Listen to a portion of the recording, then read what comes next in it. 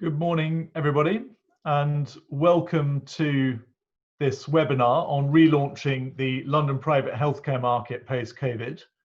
We've got over 400 people registered, and we're just passing through 150. So we'll just let people log in for the webinar itself and start in a few seconds.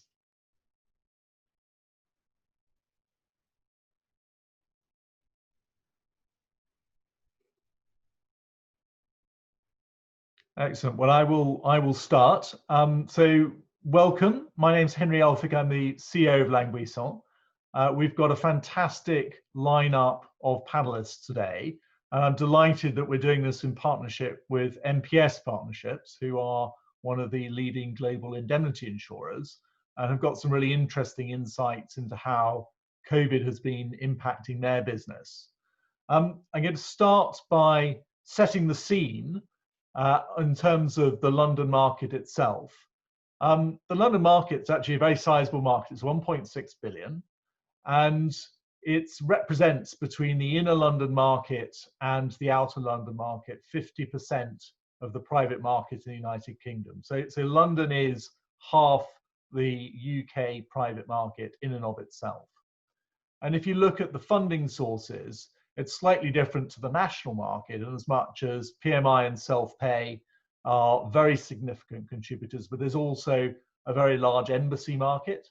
And I think you'll find that also medical travel is pretty unique to the London market as well. So we're going to touch on that as we go through the webinar. Ahead of this webinar, we ran a Twitter poll, and the question we asked was, what do you see as barriers to servicing international clients remotely? And I think this is particularly important, first of all, because international clients and patient travel is important to London, and secondly, because digital and technology are clearly going to be one of the things that have changed as a result of COVID.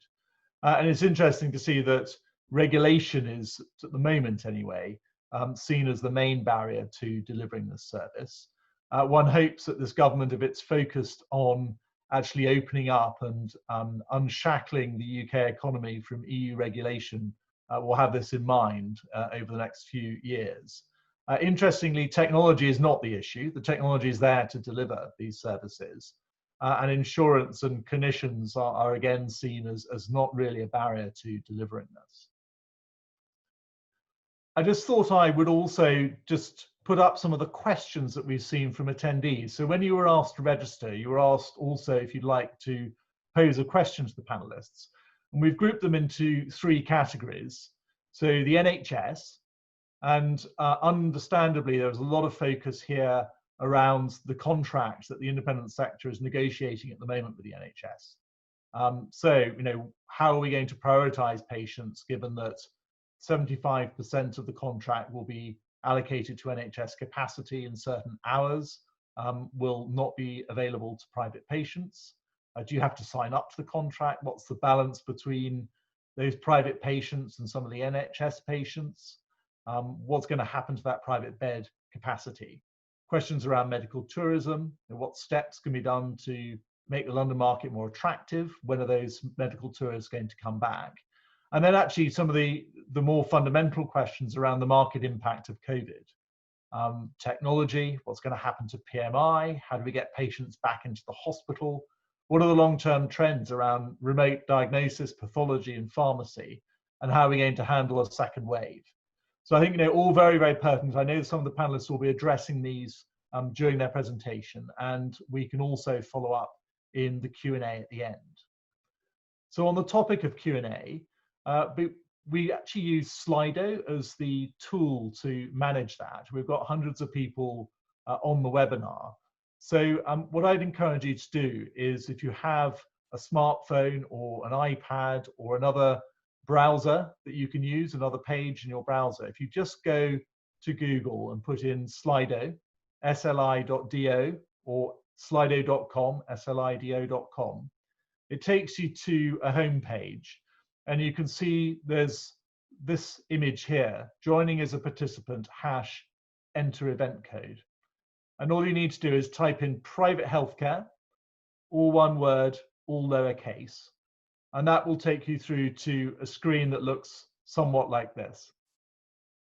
And in there, you've got able to do a few things. First of all, you can ask questions to the panelists, and you can do this anonymously, which actually usually means we get a very high quality of question.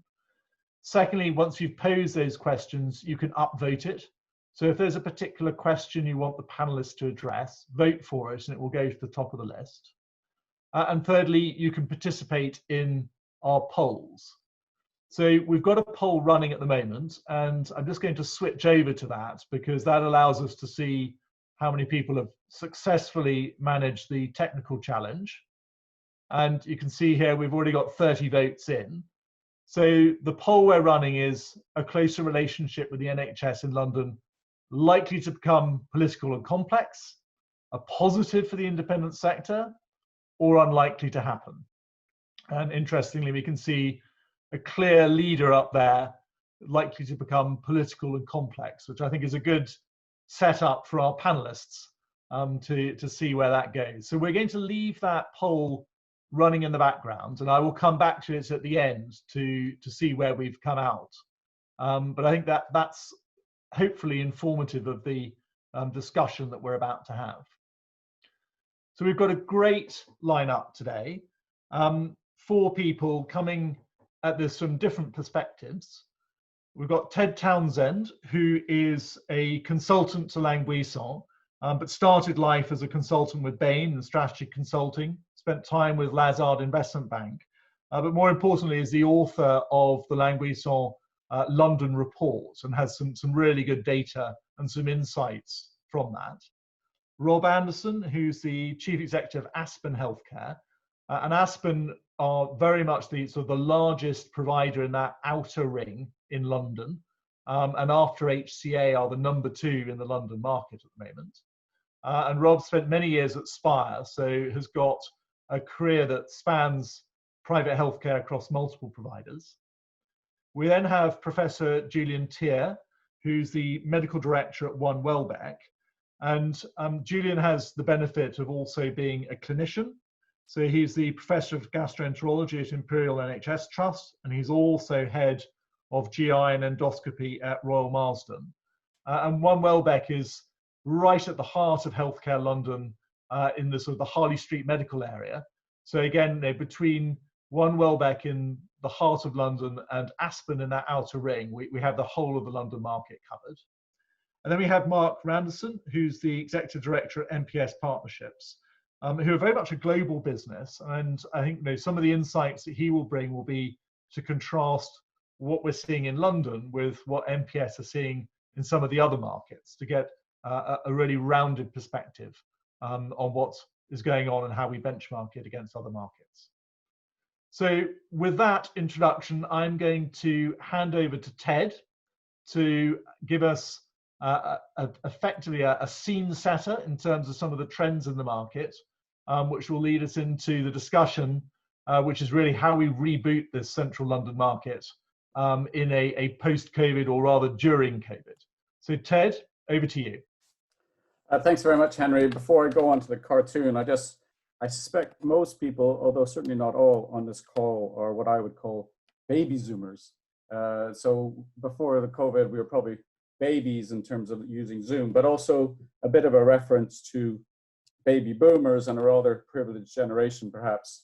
And a lot of people have been able to work from home and have been able to work remotely. And that has been great, certainly for me. But so I just wanted to pay tribute to actually the people that have been delivering the care in the hospitals and the other care settings, and acknowledge that they've done a huge amount in rather challenging times. So I sort of salute them for that.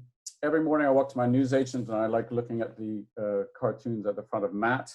And it's just a sort of a bit of a reminder that right now, I think we're coming out of the lockdown and the COVID-19 implications for healthcare, but it may not work that way. It may not turn out that way.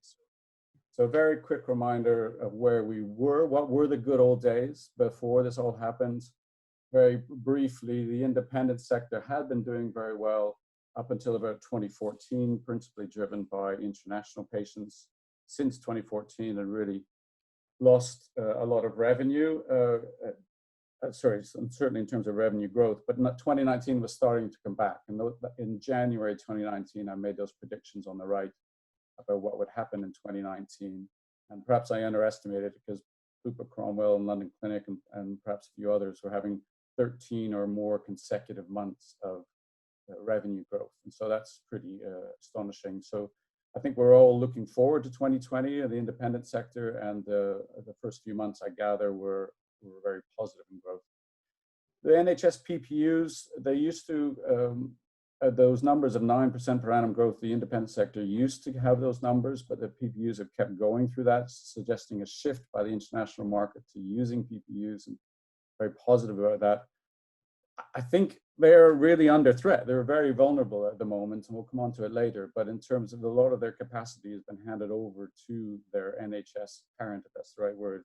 And so there may be opportunities for independent hospitals to take some of that on.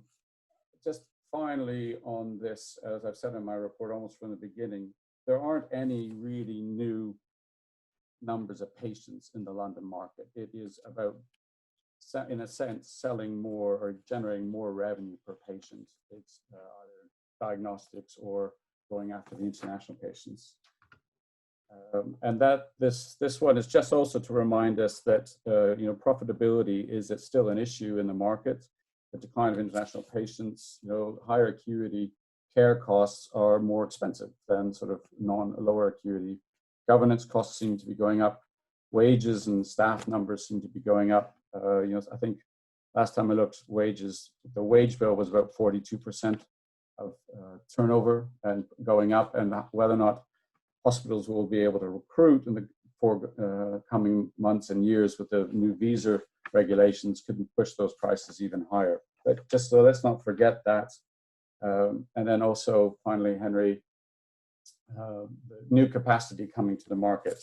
So a lot's coming to central London, Cleveland Clinic, Nuffield, expansions at John and Lizzie's and King Edward VII. And look, probably a lot of you know, a lot of those are delayed. The construction hasn't been able to go as quickly as a lot of those operators wish them to be. They may be grateful for that, but site working has been held things up. So there's, at a time of even before not much growth in the market, there's going to be a huge capacity and that capacity, new capacity, is very challenging in terms of its business models, such as employed consultants for things like people like Schoen and Cleveland Clinic, and also One Welbeck, where the consultants are much closely involved in both designing the pathway and in the ownership.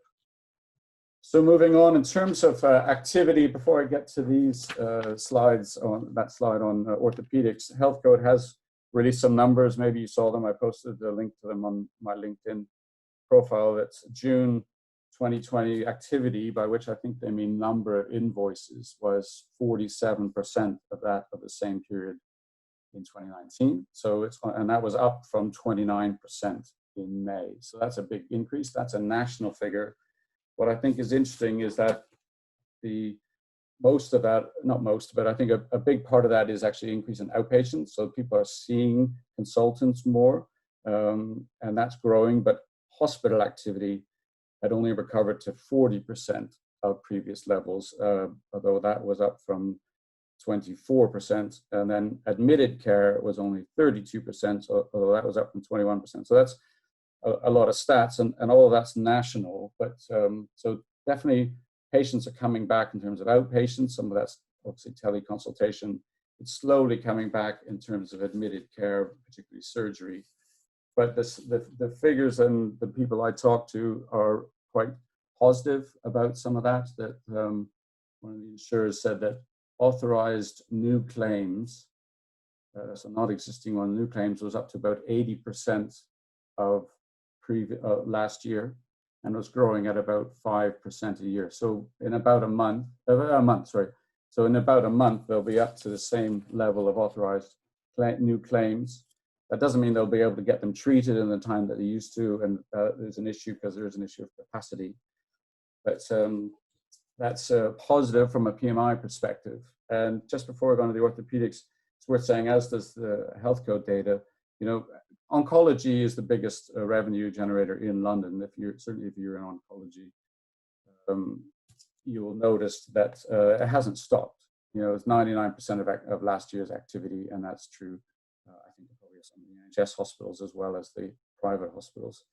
So that hasn't stopped. But in orthopedics, you see the drop off here. I've just compared the volumes of 6 of the key, not all, but 6 of the key London hospitals in terms of orthopedics. March, of course, started to fall off, and probably even was falling off before the lockdown.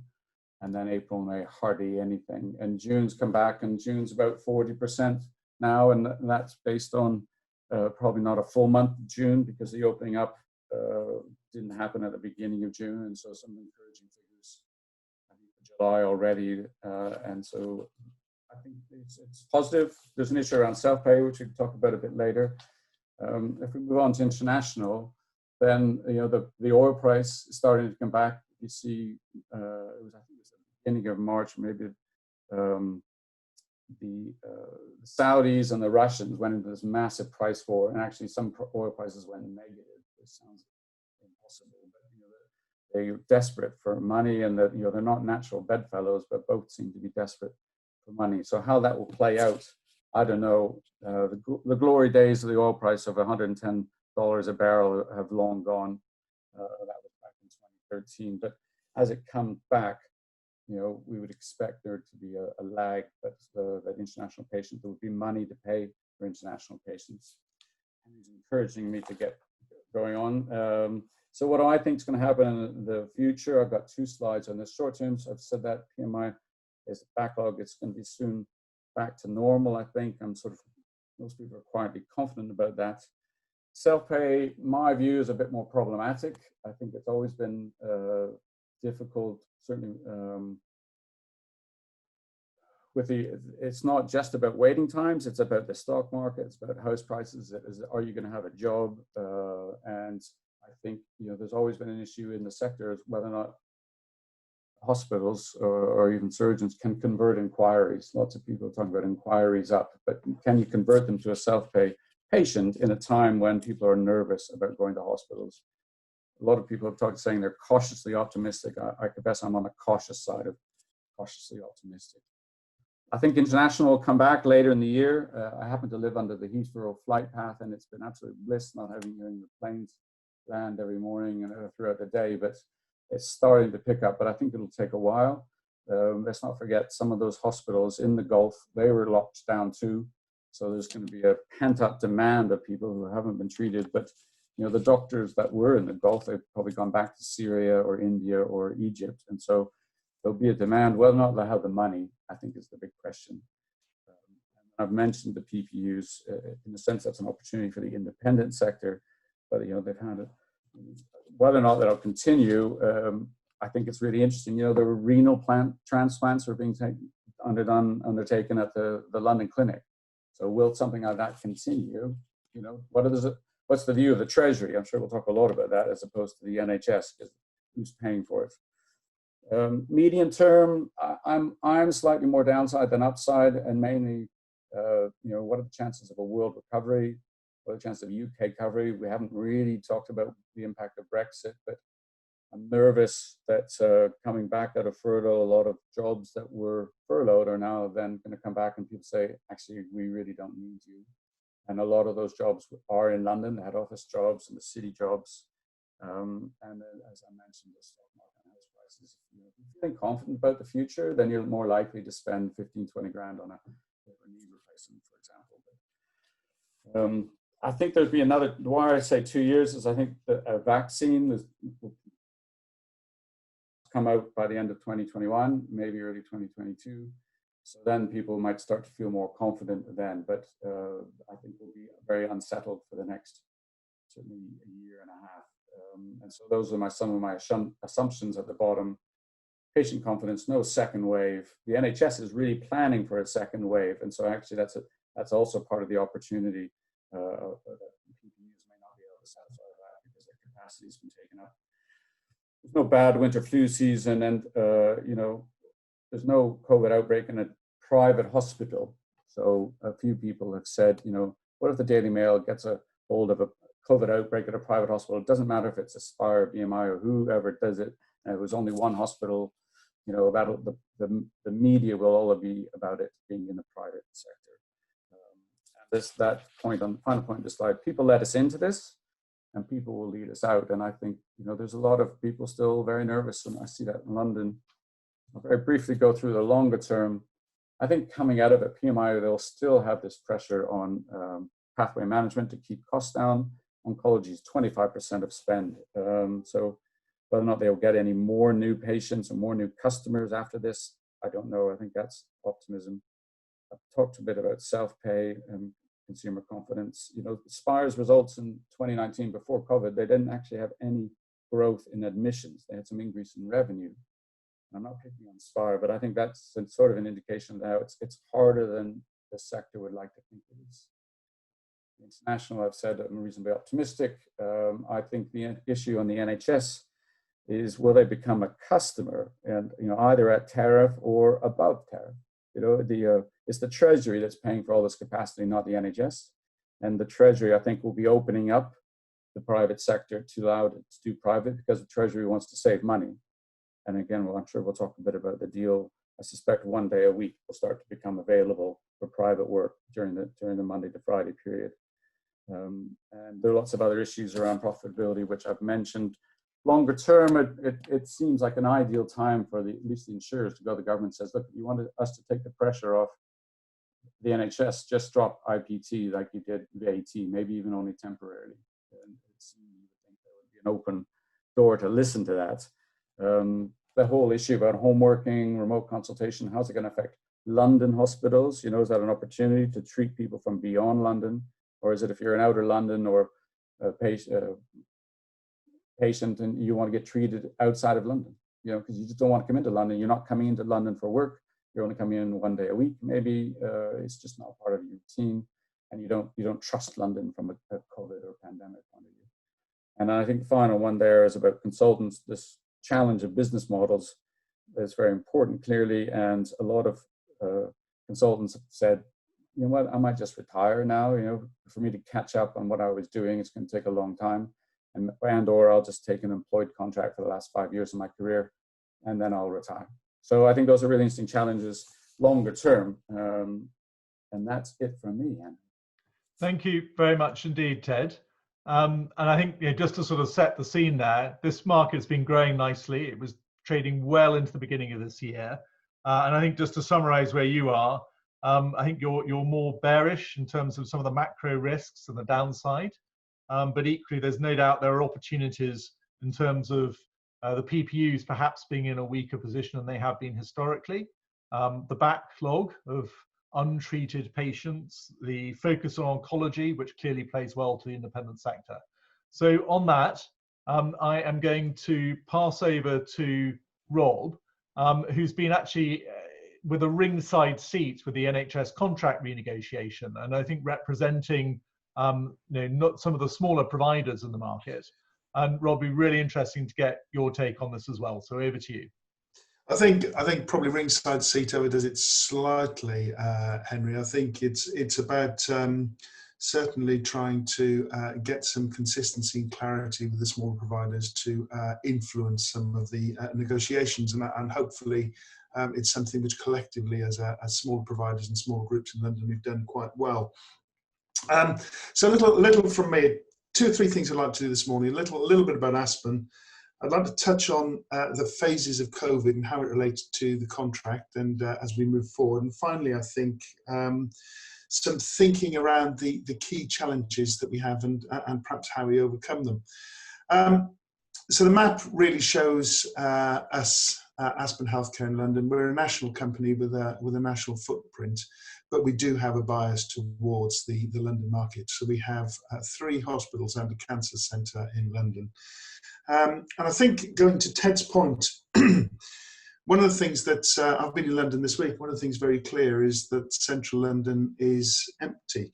It's going to take a very, very long time, I think, for business to return to any sort of normality in central London. I think that gives us, in the, if you like, the donut of the of the London market an opportunity perhaps to reset our business in a way which is positive for us. Are people going to be people who are happy and have become used to working at home? How happy are they going to be to travel back into central London for the healthcare? So I think for those of us on the periphery of London, we need to think slightly differently about how we establish ourselves in a slightly different London market. If we go to the next slide, a little bit about the phases of COVID. And I think it's probably fair to say that as we built up to the peak, the modelling around the whole of COVID was somewhat perhaps lacking in the detail, and understandably lacking in the detail. So the phase one of our contract required the urgency and speed, I think, to get something in place to give the NHS the contingency and the capacity that it needed. All elective work was stopped, as we all know, and that was insured and NHS elective work. And I think we did a fantastic job as an independent sector in putting in place something very quickly and comprehensively to support the NHS. But what we shouldn't do is to forget that there are an awful lot of moving parts in this. And see, it's very easy now to look back in hindsight and say, look, you know, we perhaps have had empty hospitals for a whole period of 3 or 4 months. We shouldn't forget the pictures that came in from Lombardy in Italy, where we saw patients being treated in school gymnasiums, etc. So I think you can understand completely the rationale of procuring the capacity quickly. As we map the path to exit, though, it's very clear that things have changed. So if we go to the next slide, we now have some clarity, a little more clarity around the fact that, or a lot more clarity around the fact that our capacity is being underused. And whilst that is beginning to reverse, whilst we're now seeing an awful lot more volume coming in, it isn't necessarily in the joined up way perhaps that we would like. I think it's also fair to say that the modelling continues to be challenging, I think, for us and for the NHS. And moving to start elective care, which is slow and is complicated, is going to mean that we have a new contractual arrangement in place. The problem is that any procurement of this size takes a lot of time and again is a complicated process. What we're trying to do is to balance the needs of the NHS, the needs of the independent sector to get private work back up and running, and also do that against the backdrop of keeping the consultants on board, because of course lots of private consultants haven't worked for the last 3 to 4 months. I think for me the important thing is that we get a time-limited direction of travel. What we don't want is a stop-start contract, which would be really difficult for us. We need some certainty around what we are able to do and what we're not able to do. And I think we also probably need to reflect on the fact that as we come to the contract negotiations, the NHS doesn't always get the private sector in the same way that the private sector doesn't always get the NHS. We're two sides of the same coin, but sometimes it doesn't always feel that way. And I think the other thing to say is that London is a very, very specific and individual market. So what you would put in place perhaps outside London may well be different from what you would put in place within London. So in terms of our convalescence and the beginning of the end, I think for me, everything's changed. It will be a new normal. And I think that gives us an opportunity as well as some risk. But I think that getting to a point of a life beyond the NHS contract, we do have to make sure that we map the trajectory of the next 6 to 12 months very, very carefully. So we go to the next slide, please. I think there are 3 key challenges for us, and I think the challenges for me are internal, external, and structural challenges. So a little bit about the internal challenges that we face, and I mean that internally to each individual organisation. It's how we respond to the contract or the revised contract, how we respond to our patients, what we do differently, what role does technology play, do we change our pathways, do we change our models of care? And that is against the backdrop of continuing pressure on margin, because our activity collectively is down. So, we talked a little bit, or Ted talked a little bit about profitability drivers and how the market is challenged. That's not going to go away because of COVID. So we have that to deal with. I think in terms of the external stuff, there is undoubtedly some system-wide tension, both in the independent sector, where some providers are keen to get going with just private work quickly, or other providers who think that the answer is to perhaps preload on NHS work. There's the relationship with the NHS, again, which arguably has had too many layers. There's undoubtedly been a lack of clarity at times. And I think this whole debate around what NHS structure is there going to be for a new world, how is the NHS going to manage its waiting lists, how is the NHS going to manage its procurement, I think undoubtedly has an impact not only on individual hospitals, but also on us in a systemic nature. And I think also we need to understand what the PMI's response to this will be. The PMIs haven't really been able to deliver an effective service for a period of some months. I'm sure there are an awful lot of patients out there who are unhappy with that. It can't be, the response can't be simply to put up premiums. And I think I'm probably a little bit more downside than Ted about insured work getting back to normal by the end of 2020. I really don't think that's going to be the case. And finally, for me, it's the structural stuff. What impact is a recession and the growth in unemployment, and arguably Brexit, going to have on the London market? Undoubtedly, confidence, individual confidence from patients who are coming back into hospital, from communities where we may see local lockdowns, right the way through to society, and how society has been impacted and changed and bruised by the whole of COVID. We've seen the trajectory of COVID moving from pandemic to being endemic in society. I don't know that we understand enough about it yet. And when we're talking about a second wave, what we haven't done is to talk about a third wave, a fourth wave, a fifth wave. We're also making the assumption that we will get a vaccine, which I'm not sure is going to be, I'm not saying we don't have it, but I'm not sure I have the confidence that we're going to get it quickly. Undoubtedly, there's demand there. Undoubtedly, I think the issue for us is there's no shortage of work. I think it's a shortage of clarity that we need, and a shortage of understanding how we actually put the pedal to the metal and begin to eat through that backlog against the backdrop of everything else. And I think the last thing for us structurally is we need to understand lessons from this. And I'm not talking about a government inquiry and whether the government inquiry should be now or should be in 6 months' time. But I think for us as a healthcare system, there are some lessons that we should learn from our response to this pandemic contractually and operationally. And we need to make sure that we do that quickly before history and time, or before time fades our memories. So I think that's it from me. Thank you. Thank you very much indeed, Rob. I think that's an extremely good summary of where we are. And just to paraphrase some of the points that you made, I mean, London is different.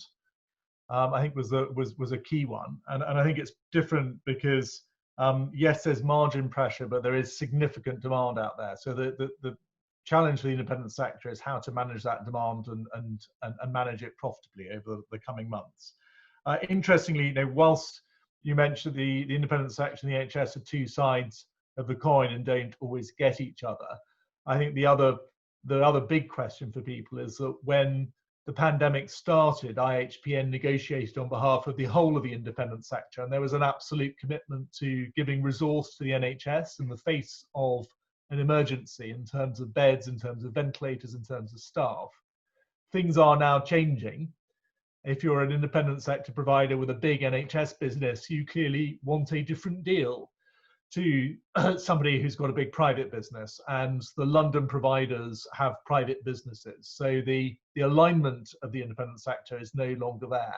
And I think it's a really good segue into my next speaker, Professor Julian Tier, who, as the medical director of One Welbeck, who are not parties to the NHS contract, has a very specific perspective on that. So Julian, over to you. Let me just introduce myself. So I'm a gastroenterologist by my main training, but also a general physician. So during COVID, I was then, like everyone else's businesses, everyone else's work stopped, and then was called up to intensive care, where I trained in intensive care. But it seemed that since I looked after half of the staff who would teach me in intensive care, they all thought I was probably too old and I shouldn't be involved. And luckily, I would have been called back had there been an escalation. But at that point, it seemed it was pausing. This was around early April, and then things started to go in decline. So the physicians like myself were not actually needed. We're not intensivists, we're not anaesthetists, so we weren't needed. So then we sort of sat around and tried to use Welbeck and put Welbeck forward to be used for the NHS. Now, Welbeck in itself is a spin-off from AmSurg, one of the daycare surgery companies in the US. They run around 260 centres. They're physician partners, enterprises. So it's the same model which has been brought to the UK. So far, there's about 120 clinicians, physicians and surgeons who are signed up into the Welbeck model, and we expect by the end of 2020 that to be around 200, 250. Next slide. It's down at the bottom of Harley Street. You can see the various specialty floors, imaging diagnostics. So what's up and running is orthopedics, imaging, diagnostic, daycare surgery, endoscopy, cardiology, respiratory, and the 5th and 6th floors are coming online towards the end of the summer. But all this was paused. These were the floors which were about to open in March, where the orthopedic imaging and floors and the daycare surgery. So they all paused, but have now reopened post-COVID. And what we're seeing is a rapid return of activity. Next slide. And this is just the way it's built and the fit and finish of the building. So we designed it around the person's needs. Coming in for a colonoscopy, for example, you have your own ensuite loo rather than having to go across a corridor and push on a locked door. Next slide. So the NHS Confederation expresses a huge increase in waiting time. This is across, and again, this is, London is a different market. And the issue for a lot of healthcare services, both NHS and private, is that we're not actually operating at full capacity. So what's frustrating for physicians in every aspect of their work is that actually they're not doing their work either in the NHS or in the independent sector. So if the work has been transmitted to the NHS, to the independent sector, we're not actually very busy. And this is all because of the uncertainty over a second wave. And if you want, later on, I can talk about my own personal view on the likelihood of a second wave and the presence or absence of herd immunity. And that probably the antibody levels are not telling us what we need to know about immunity and T-cell immunity. And it may actually be a much higher herd immunity than is predicted. Cancer Research estimates 2.4 million in waiting screening. So at the Marsden, with my hat running the endoscopy services at the Marsden, we're simply not seeing the referrals and the number of cases coming through. And so 23,000 cases have been undiagnosed during the period of lockdown alone, but we're still not seeing a return to the referrals coming into the Marsden because there's simply not enough diagnostic activity going around across the country.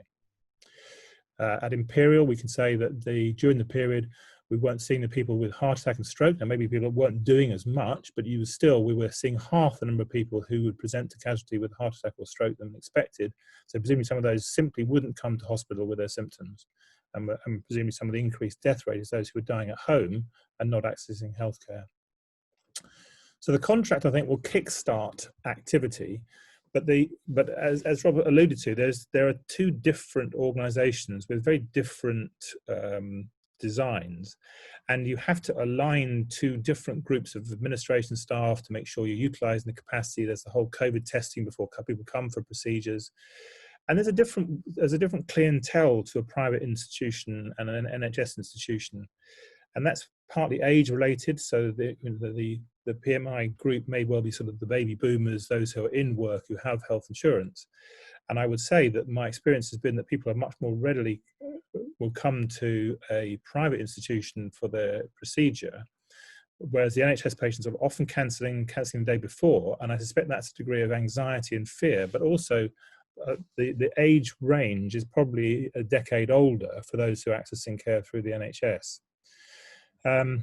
This will inevitably lead to longer wait times, and is that going to be an opportunity or a burden? So both the independent sector and the NHS are fundamentally just treating patients. We're both providing healthcare, and that we are interdependent. The doctors who work in the independent sector work in the NHS and have seen significant commitment to the NHS during this period. But our lifestyles and living in London is expensive, and so we are keen to get back to work. And a lot of people we've seen the slides on the orthopedic activity, which was at the low point, was just trauma, was 95% down on the usual orthopedic activity, and that still has not recovered anything like it. So of course, anaesthetic teams who support that are not working. So doctors on the whole are very keen to get back to work in every aspect of their care, both in NHS and privately. And so we're very keen to sort of move on. And if there is a second wave, this is the period when we're quiet. This is the time to be really cracking on with trying to get on top of some of this workload, because the carriage rate in London is probably well below 1 in 100,000 positive tests. So the individual risk is incredibly small at the moment. It may rise in the future, but it's certainly at the moment, it's a very safe time to be operating and to be doing activity. And what I'm seeing is that probably 75% of my practice has returned. That's certainly the case in terms of the consultations, and AXA are seeing 75-80% of their call volumes returning. A lot of people coming back who are happy to come back to face-to-face consultations now, which they weren't before. So still more Zoom consults than we'd had previously. But there is in central London, which is, again, this is the important thing. London is different. There is a gradual loss of the fear which existed 2 months ago, and consequently, people are now accessing healthcare much more than they were. There's an issue about the staff. If we have to go back to long days and weekends, then this will cause significant issues for the staff who see this being a very long process. I think to get the NHS waiting times down will not be short. I think for the Marsden, we think it is a relatively small. We think it'll take 3 months. At Imperial, it will take at least until next year. So there's a long journey to get back to the NHS back into blooming health. Is that an opportunity for and you don't want to benefit or profiteer from the position, but undoubtedly people will seek private healthcare when they can't access the NHS. Yeah, that's my last slide, isn't it? It is indeed. Thank you very much, Sir Julian. I mean, my takeaway from that is that you're rather more positive than perhaps Rob and Ted in terms of some of those downside risks. And as much as you've seen 75% of your practice come back, doctors are keen to work. I think your view is that PMI and self-pay are likely to come back because of those waiting times. I don't think people have the choice necessary to wait for some of the procedures. And look, the key message I'm hearing is that demand is absolutely out there. So I think the part of going back to work, obviously, is we still have COVID in the background. I'd be interested to come back to hear your views on herd immunity and where we are. But one element of that is clearly the liability for operators. And if they've got patients coming into their hospitals and they've got clinicians treating them when COVID is perhaps endemic at this point without the vaccine, what does that mean? And I think that's is something which Mark Randerson is very well positioned to comment on. So Mark, over to you, just to tell us a bit about MPS and what you're seeing in the UK and internationally. Yes, morning everyone, and thank you for the opportunity to share some of our experiences from around the world, which I think will be very relevant to the London marketplace. I think the first question is what, who are MPS Partnerships? and I'll just briefly cover the fact that MPS has been around for about 125 years. We've primarily operated in the individual doctor and dental sector, and certainly in London we have probably about 50% market share of healthcare professionals. But we have around 300,000 members around the world. What that means is that we've developed significant expertise in underwriting and understanding different healthcare sectors, and probably never more important when there is such change taking place in the market. But in addition to our medical indemnity experience, we've also developed significant experience in reducing risk, which we call risk prevention, and so that's been very key as well. More recently, and I guess the fit with MPS Partnerships, more recently we've started working more closely with organisations and sharing our expertise with organisations. And to do that, we've also extended our product range. And just for example, here under MPS Partnerships, we've developed, working with Lloyds, an insurance capability that covers the corporate entity of the organisation. So that'd be a private hospital or private healthcare organisation. In addition to that, we have our traditional discretionary indemnity for individual clinicians. But in addition to that, we also have our expertise from Cognitive Institute based in Australia, operating worldwide, around developing risk prevention programs. And we've got significant resources and capability. And actually are operating about 150 hospitals at this moment with our risk prevention activities. So in terms of this new venture, I guess the feedback we've had so far is the advantage that we have is the ability to share some of the experience and expertise that we've built up, not just for the UK, but from around the world. And I guess one of the things I'd like to do is share a little bit of that experience today about COVID-19 and what we've learned through this period. So in terms of experience, what have we learned? We've learned that healthcare is being operated differently, and we've had no end of queries and questions around a whole series of different aspects relating to COVID. Interestingly enough, we've seen claims reduce significantly through this period as activity has reduced, certainly in the private sector and in the dental sector. But what we have seen is fundamentally lots of questions as members are entering a different kind of environment and are asking lots of questions about how they can protect themselves from risk. Some of that would be about remote consulting and around what it is, how it should work, how they should practice. Some of that is about how to practice safely, working outside of their traditional areas of expertise, as many doctors have effectively joined the front line. We've also had many, as you would expect, many questions around PPE and infection control, or in many cases, the lack of PPE and infection control and the implications. We've also had lots of queries and very sensitive queries around what happens if my colleagues or patients are infected by COVID as a direct result of involvement within the healthcare environment. And then finally, and probably the most important and the biggest areas around managing stress. And that stress comes in two forms. That stress comes from people working overtime in a different environment, or alternatively stress from people doing less activity and what that might mean in terms of their livelihood and not being able to see when activity will return to the same levels and what that might mean for businesses. Our response in all these cases has been to support our members and provide a whole series of guidance and expertise. We've had 72,000 doctors attend our webinars around the world on these particular subjects. We've launched webinars into private hospitals and private healthcare organisations around the world to help leaders deal with the challenges of COVID and the leadership challenges that we face. But certainly there has been a very significant shift in the last few months away from what would be termed business as usual. So I guess the key question is what does that mean for the future? And I must admit, when I was pulling this slide together, I did start to look at my crystal ball and start gazing into the gloom. But what we've seen is two things really taking place.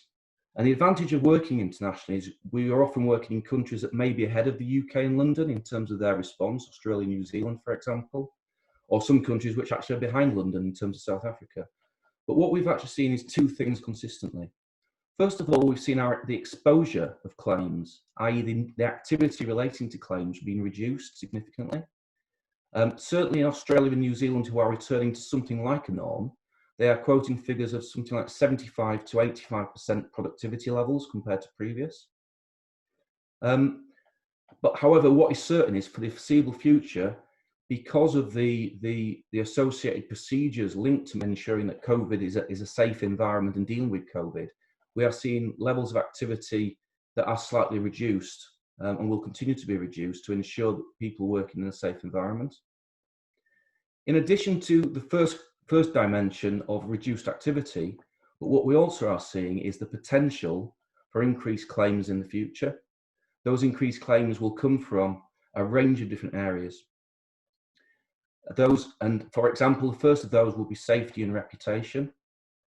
One example would be in Australia, a part of a very large group had an outbreak of COVID, had to close down.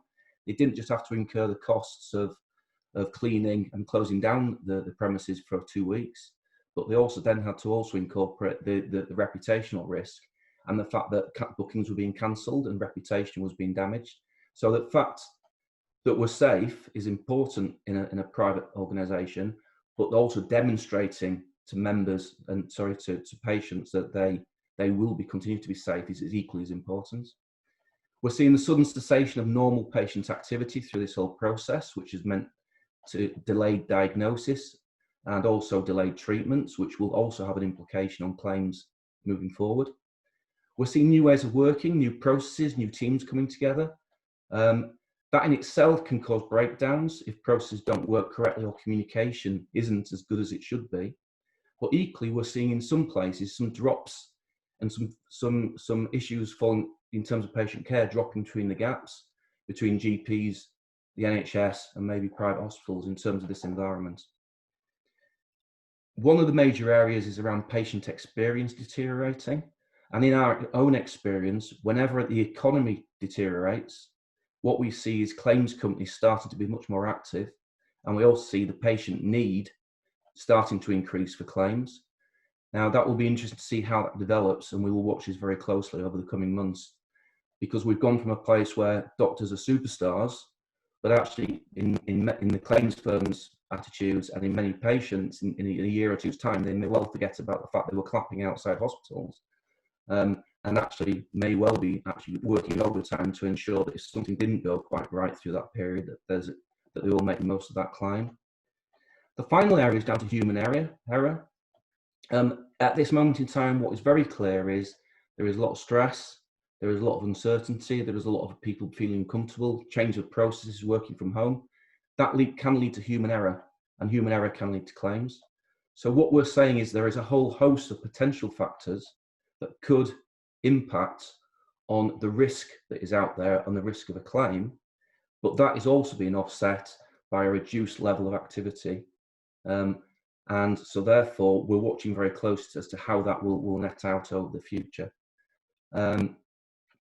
What we are doing is working really hard with governments and healthcare systems around the world to lobby on behalf of our doctors and our members for immunity through this period, immunity for prosecution from regulatory sanction, because we think this is really, really important to prevent all this great work being done, lots of people working hard, working above and beyond, but ultimately, in a year or two's time, the claims companies coming in and patients realising there might be an opportunity to make a claim. So we're working really hard and lobbying with governments to try and ensure that doesn't happen. That's it from me in what is a very simplistic way of describing a very complex situation that's emerging daily. But I'll just thank you for the opportunity of sharing some of our experience that we've picked up around the world. Mark, thank you very much for that. And actually some really interesting data points there, which are very consistent with what the others have been mentioning. And you indicated that volumes in Australia are up to 75, 85%. Julian was saying his practice is back to 75%. And I wonder whether actually the additional requirements for PPE and just operating within COVID protocols means that that market bounce back is maybe capped at that 75 to 85%. And you know, if you're putting some numbers in your model going forward. I think a couple of other interesting things. You mentioned that claims volumes are down with the volumes of procedures, but that those claims are likely to be pushed into the future. First of all, driven by the economic cycle. As that turns south, people tend to claim more. But you also mentioned that there was quite a lot of COVID-related claims in other markets. And I wonder whether the London market might be different there, because the private sector is elective only and has not had any COVID in any of its facilities yet, and therefore is better positioned to avoid that particular pitfall, and whether that's maybe a distinction between some of the other international markets you mentioned. And then the final thing that you highlighted is around mental health and stress, and clearly that's relevant also in relation to how we're renegotiating this NHS contract. If private procedures are pushed into the weekends and people are burning out, that could be an unfortunate side effect of the contractual terms that are being negotiated. So I think that was really interesting in terms of how it tied in with some of the other comments that we've had from people. What I'm going to do now is actually just go back to the poll and see where we got to. So I think, you know, the poll there is still 70% political and complex relationship with the NHS, so that's pulling ahead. And what we'll do now, we've got just under 20 minutes left, is go to the Q&A. And we've had people entering questions during the presentations of the panelists, so thank you very much for that. But the number one question out there with 8 votes is the private sector has seen an increasing amount of complex NHS work under the current contract. Will this higher acuity work transfer over to the private side? Or is this only a temporary measure? And maybe I'll start with you on that, Rob, because I think, you know, you've probably been the recipient of this, or the largest recipient of this, who's on the panel at the moment. But I don't know if you've got any thoughts as to whether that is a permanent shift or very much a temporary one. Look, I think the NHS in London has always done more complex work than the NHS outside London. And I think if you look at new market entrants coming into the NHS in London, such as Cleveland Clinic, it's all about complexity. So I think in the longer term, undoubtedly, the NHS is going to be looking, I guess, to use the capacity in the independent sector for an increased acuity of activity. Now, whether that will happen in the short term, I'm not so sure. I think the waiting list pressures at the moment are about diagnostics, it's about endoscopy, it's about general surgery, and particularly it's about orthopedics. And we mustn't forget that part of the issue has been that it's not just the NHS, it's not just the independent sector that has seen empty beds, empty wards, it's the NHS as well. So my sense is that the NHS is going to retain quite a lot of the complex work, and what we will see is a demand for some of the more simple, more straightforward work coming out into the independent sector. That's very helpful, Rob. Just to sort of maybe move it on to Julian, because there are a couple of questions here around Welbeck, but also I think there's a question about the impact of the Mayo-Oxford partnership on the market. And I don't know, Julian, whether you're able to expand on what Welbeck's position is in relation to the NHS contracts, and also how you see that market competition in London, and whether Mayo has any impact on your business or not. I'll deal with Welbeck to begin with. So we signed up, like everyone else, to the initial NHS contract, the original heads of terms before the full contract became clear. And we're a partnership, so all the decisions that are made by Welbeck are made between the management and the boards of all of the different groups. So during the time that we were part of the contract, we put forward and we wanted to offer our activity to the Imperial, to Barts, to London, to the Royal Free, trying to care for people with IBD as a clean site where we could give infusional treatment for IBD. Some of the pathway work for atrial fibrillation and catheter ablation. And after 2.5 months, we'd seen no patients. But what we'd also seen is that for those of us who were doing and beginning to do our NHS work in private organisations, we weren't seeing anything in our NHS organisations, and seeing very few patients in our private clinics or our NHS work in private organisations. So collectively, we all thought we'd much rather be seeing and treating patients and getting on with our work. So we declined the contract. And I think we will have made a sort of plan that we will offer capacity to the NHS, but when the contract comes through and there's a clarity about the existing contract, or to the continuation of the contract. The Mayo Oxford partnership, my understanding is that Oxford have withdrawn from the agreement. So as of the last few weeks, that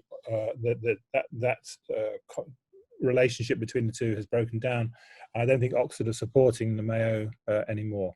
I may be wrong on that, but I think that's the sort of what I heard through the grapevine over the last few days.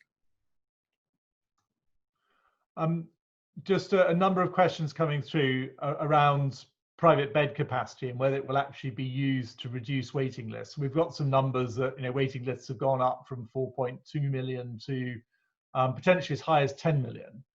And I guess it's all very well having capacity. During lockdown, I think the NHS had 25,000 empty beds that were sitting idle, waiting for something to happen. If the NHS is focused on preparing for a second wave and keeping capacity free within the NHS infrastructure, do we think those private sector beds will be used to treat that backlog or not? And I guess the second part of that question is, if so, on what terms? And I don't know, again, Rob and Julian, I think you're best positioned to answer that. Maybe start with you, Rob. So I think the answer is, with some caveats, absolutely yes, that the NHS will use private sector beds to service that. I think the challenge in that, in terms of the contract, is that the NHS is an inherently centralised organisation, and the independent sector is an inherently decentralised organisation. And it's about how quickly you can get to some contractual framework which works, which allows the NHS to be fleet of foot and give that activity in a sensible, pragmatic and thought through way to local providers to build on their strengths, etc., rather than trying to fight against the referral patterns and everything else which exist. And I think it's about, deleveraging some of that complexity within the NHS to make this work and make this work quickly. And that's the challenge for the NHS.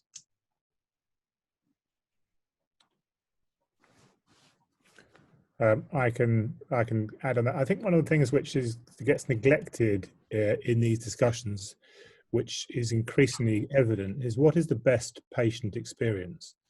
So what we're seeing is that people who are under the Marsden particularly don't really want to go to another organisation. They feel protected and safe under the Marsden wing, and so the cancellation rate for them going to alternative independent sector providers, there's no reflection on the other organisation, but they feel safer coming to an organisation where they know the medical staff and the nursing staff who are responsible for their care. And I know that we have a broad group meeting for South West London. This is recovery of diagnostic services. That's a theme across the organisations, that people feel uncomfortable going to a hospital which may be a little bit further away, where they don't know the staff involved, they haven't been looked after them before. So one of the issues really is within the NHS, with my other hat on the NHS, is when can we actually get the capacity back into the NHS and increase the capacity back into the NHS so that we don't need the independent sector to provide the extra capacity, because actually the amount of capacity in the independent sector is pretty small compared to, say, for diagnostic services. I mean, between the Imperial and St George's, there are 30,000 endoscopies performed per year in two organisations, and both organisations are running at sort of 25% of their capacity. So if we can get the capacity of the NHS up and running, then I'm sure that will protect and be better for everyone. Can we talk about COVID? Yep. So I think the take-home message about COVID is the most interesting glimmer of hope that I can give people is a paper in the Lancet from last week, and it's a study from Spain with 60,000 people. They went to 35,000 households in municipal regions in Spain, and they tested them for their antibodies. They looked at those who had clear symptoms, often with anosmia, so they definitely had COVID during the peak of the episode. And in the different municipal regions of Spain, the incidence of the positive antibody in those who clearly had symptoms, and that's 7,500 people of the 60,000 who were tested, was between 15 and 19% in different regions. So we know, those individuals clearly had the disease, but less than 20% of them are expressing the antibody, i.e. the antibody rates in the community is probably, the frequency of immunity is probably 5-fold greater. Now in central London, if it's 17% of the central London population have the antibody, then maybe herd immunity is 5 times that level. So this can only be the case if the antibody immunity is not how you fight the virus. If the T-cell immunity, which is much harder to ascertain, is responsible for immunity. And again, there's interesting evidence that actually there is some historic T-cell immunity. So the reason that people maybe don't develop the antibody or are asymptomatic when they're exposed to the virus is that they already had some historic T-cell immunity. So there's a very encouraging possibility that actually this may have been the second wave. We clearly had it in London in November, December. We may have had the second wave just now, and it looks like in areas that were badly affected, with a bit of luck, herd immunity is actually much higher than predicted.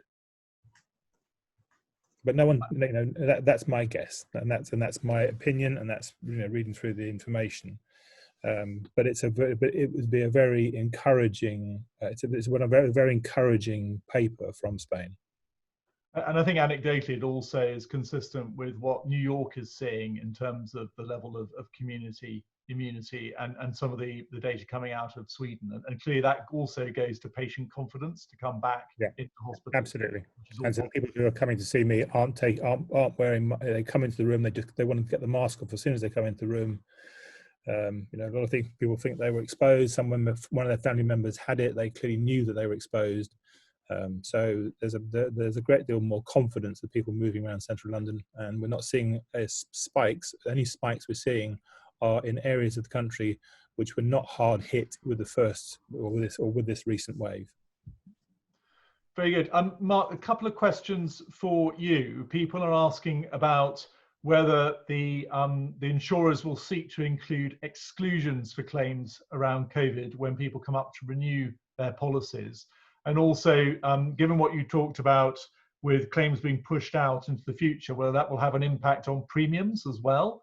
So if I'm a consultant practicing at one Welbeck or at Aspen, what does that mean when I have my insurance renewal coming up in September? Okay, two very different questions. I think the first question is, it's difficult for me to have an absolute view of all the insurers and their attitude.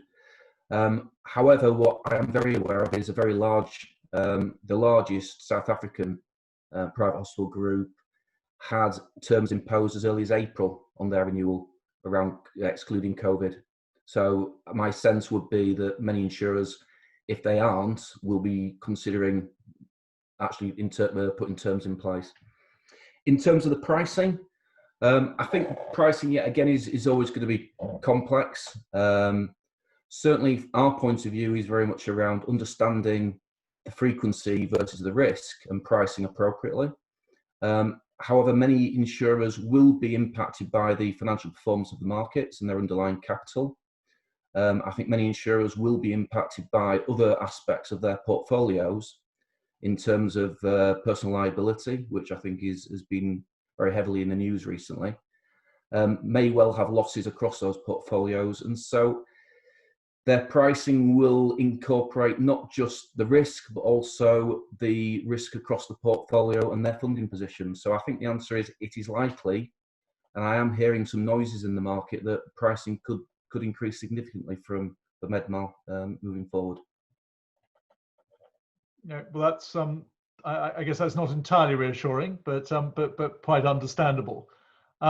So apologies, our Q&A seems to have frozen on screen, but it is working offline. So if you're logged in on an iPad or an iPhone, you'll be able to see the questions there.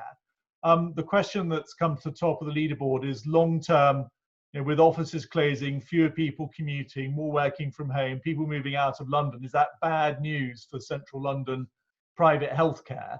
I'm not sure it is necessarily, but clearly those are headwinds. And I wonder what the panelists' views are on that. Maybe I'll start with you, Ted. You look at this market consistently. On the face of it, those don't look like drivers of growth. I think you're just on mute, Ted. You just need to unmute. Thank you. Look, I think it sort of could work two ways. It could mean that the whole, not just the second opinion, but that a cardiologist or gastroenterologist in London could cover the whole country, and patients could get worked up. They could go locally for their diagnostic, and they could locally for their blood test, and they stay at home, and then they have their teleconsultation with a noted London consultant who's a professor at a teaching hospital, for example, and then say yes, and come down to London for your treatment.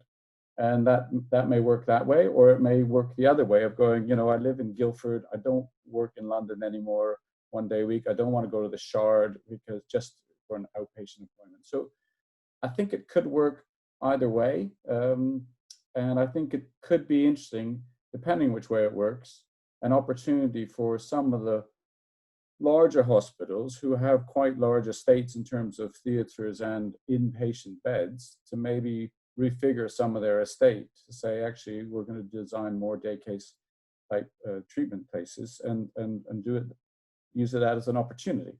So it's too early to say. I think it could go either way. I'm going to ask the same question of Rob and Julian as well as providers. We've sort of heard some of the other drivers, but if we're looking out more sort of medium term, some of those, again, the ones we're seeing here look negative. But to Ted's point, maybe technology actually unleashes the ability of specialists in London to address a broader market. You don't necessarily have to have the patients there. I don't know, Rob, what's your perspective? Because you've got hospitals in London, but you also see them elsewhere. Is that a hedge for you? Look, I think it's been quite incredible how quickly patients have adapted to new technology, and consultants have adapted to new technology. And whilst you can do it for some patients, you certainly can't do it for all. And I think we need to be careful that there are certain boundaries around technology that we're not going to be able to cross. I think for me, the issue really is about timing. And I think you talk something about the medium term. Ted talked earlier about the short term impact on London. I'm probably a little bit more negative that around the immediate short term, but more positive about the short term, but more positive about the medium term. I think we will see a recovery in the medium term, and I think to some extent one of the things that we need to be driving as a sector, and we absolutely need to be doing, is focus on a message of hope. And I'm very, very pleased to hear Julian really outlining something positive about COVID, because I think simply talking in the media about the number of daily deaths does mean, I think there's a lag between the reality of the science and the perception of the public. And I think part of this is going to be, or part of our recovery is going to be, the quicker that we can get the public understanding where this trajectory is going, and the public actually getting the confidence. And that, I think, is what's going to drive us. Technology will play a part in that, but I do think it is about this confidence, and as I say, about the role of the media in being perhaps a little bit more balanced in how they report some of this stuff.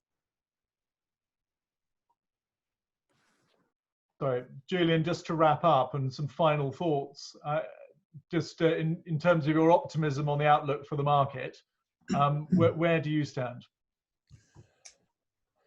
I'll deal with the the traveling, I think the technology will change people's perception of what they can and can't do. It depends on what the individual wants. If you want to have a knee replacement, then the decision in your head is, if you want to have a knee replacement done in London, you kind of know your knee is messed up beforehand. If you want to have a conversation with someone about your symptoms, do you want to see them face to face? And I'll draw on the experience of the LOC, so Leaders in Oncology Care. So they looked at their referral patterns, and people come from a very long way for their care. They come from hundreds of miles away for a perceived centre of excellence. And the same is absolutely true for the Marsden, and certainly that's true for the international market. So those travelling from the Middle East, they've come from an awful long way to access healthcare in central London. Now those pathways aren't coming back in the short term, but again, in the medium term, I see no reason why they wouldn't return, and why they wouldn't get better. So what do I feel about the future? I feel very positive. I think that private healthcare in central London is bouncing back pretty quickly. I think consumer confidence is coming back pretty quickly, and I think there's going to be an awkward period of time with the contract negotiations until we can work out how we support the NHS. But for private healthcare, I think the future looks pretty rosy. Well, I think that is an extremely good note to end on. So thank you very much for that, Julian. Confidence, bounce back. Yes, there are uncertainties. Yes, there are some complexities around both the market and the contract. But I think broadly there is a level of confidence that the demand is there, and we're seeing the volumes starting to return. So thank you all very much indeed. Thank you to MPS Partnerships for supporting us. Healthcare Markets is our journal that covers the independent sector, and our two charity partners, the Care Workers Charity in turn to us, that we've been supporting throughout the pandemic. Our next event, actually, we have a medical travel summit, which was going to be in person in Madrid, but will now be held virtually in 3D with avatars as the world moves into the new world of digital online. So if you want to have any information on that, go to LaingBuissonEvents.com, which is also where both this webinar and the attached slides will be available to download on demand as well. So it just remains for me to thank all our panelists actually for a really interesting session on the London market, and thank you all for attending. Goodbye.